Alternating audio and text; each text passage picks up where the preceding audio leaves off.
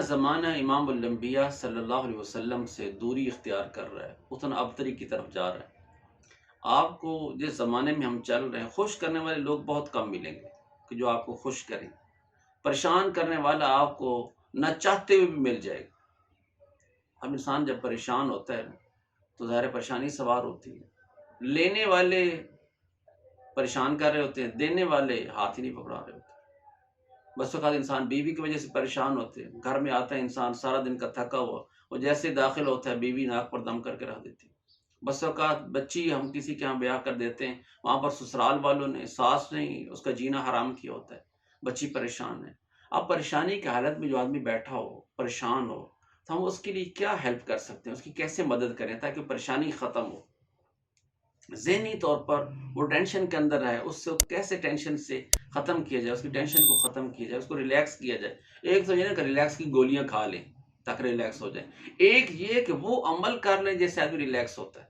تو ضروری نہیں ہے کہ آدمی روزانہ سوتے وقت 5-6 گولیاں کھائے ریلیکس ہونے کی تو پھر اس سے ریلیکس ہو۔ تو اس وجہ سے ہم وہ اعمال کیوں نہیں کرتے جس سے پیسے بچ جائیں اور ثواب کا ثواب مل جائے۔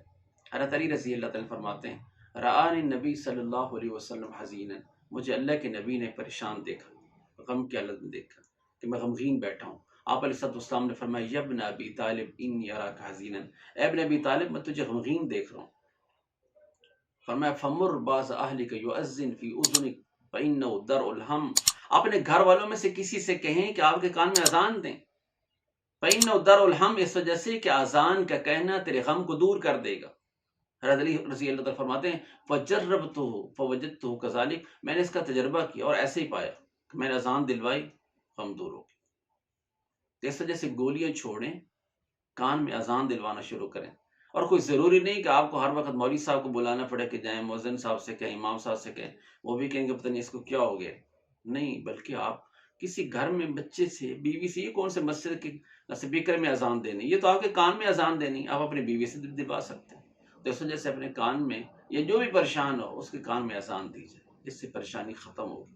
اللہ جل جلالہ اپنے نبی کے عمل کے ذریعے سے آپ کی پریشانی دور فرمائیں گے۔ تو اس وجہ سے کوشش کریں کہ اس کا اہتمام کریں۔ اللہ مجھے اور آپ کو عمل کرنے والا بنائے۔